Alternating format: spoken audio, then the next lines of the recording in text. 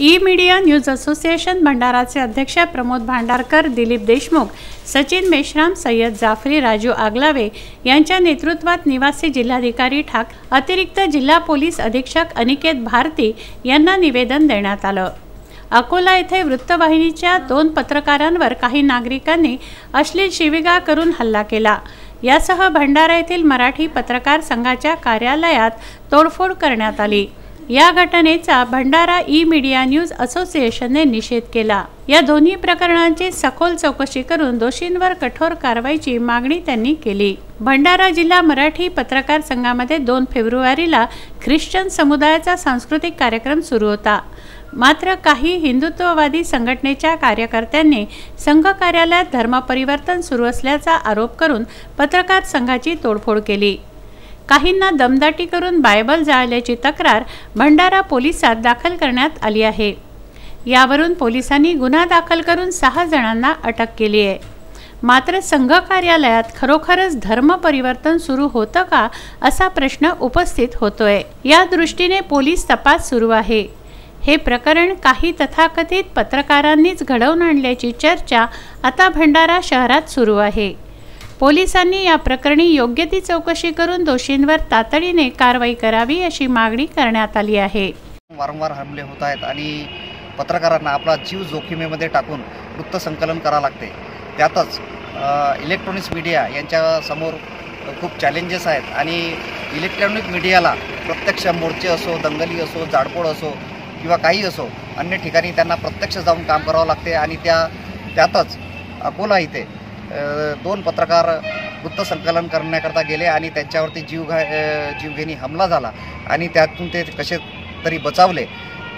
त्या संदर्भात आज आम्ही माननीय कलेक्टर साहेब आणि SP साहेब यांना निवेदन दिलं आणि संबंधित जे गुन्हेगार आहेत त्यांच्यावर कारवाई करण्याकरता आग्रही भूमिका घेतली आहे ई मीडिया न्यूज असोसिएशनतर्फे। आणि त्याकरता आज आमचे सर्व सभासद आणि सर्व पदाधिकारी आज इथं उपस्थित होते।